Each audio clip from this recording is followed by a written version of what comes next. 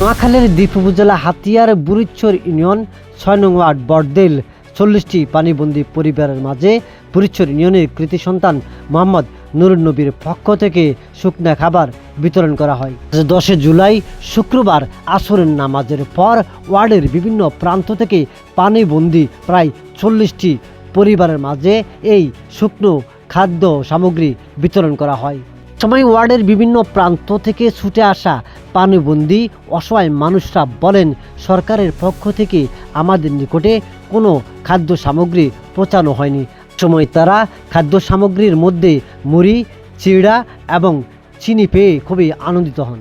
সময় উপস্থিত সমাজ সচেতন ব্যক্তিরা বুড়িচ্ছর ইউনিয়নের কৃতি সন্তান মোহাম্মদ নুরুন নবীকে অসংখ্য ধন্যবাদ জানান। আলহামদুলিল্লাহ, আসলে এটা খুবই সুন্দর উদ্যোগ আমাদের নুরুন নবী সাহেব যে উদ্যোগ নিয়েছেন। বর্তমান সময়ে এটা উদ্যোগটা নেওয়ার দরকার ছিল, আরও আগে থেকে দরকার ছিল। তো যেহেতু কেউ উদ্যোগ নেয় না, উনি উদ্যোগ নিয়েছে, আমরা ওনার জন্য দোয়া করি। আজকে যারা এখানে এই যে সামান্য হাদিয়াটুকু উনি ব্যবস্থা করছেন, আমি সবার কাছে বলবো যেন ওনার জন্য দোয়া করা হয়, উনি যেন আরও বেশি করে দিতে পারে এলাকার জন্য, মানুষের জন্য উনি যেন কাজ করতে পারে ইনশাআল্লাহ।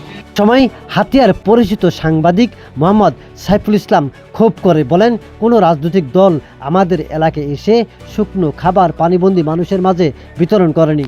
আমাদের খেটে খাওয়া দিনমজুর ভাইয়েরা কিন্তু এখানে বঞ্চিত হয়েছে। বিএনপি, জামাত, এনসিপি কোনো দলে এখানে সাধারণ মানুষের পাশে এসে দাঁড়ায়নি। এখানকার মানুষ খুব কষ্টে আছে, তাই আমরা উদ্যোগ নিয়েছি এবং আমাদের প্রিয় ভাই নুরুন নবী তিনি উদ্যোগ নিয়েছেন এখানে মানুষকে শুকনো কিছু খাবার বিতরণ করবে। তো আসলে উনি অনাকাঙ্ক্ষিতভাবে এখানে আসতে পারেনি। আমরা 40 জন ভাইয়ের দায়িত্ব নিয়েছেন নুরুন নবী ভাই।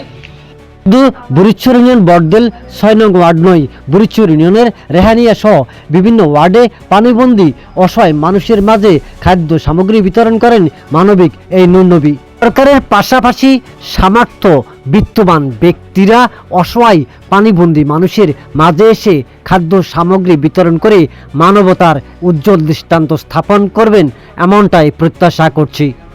মোহাম্মদ সাইফুল ইসলাম জিয়াদ, নোয়াখালী, হাতিয়া।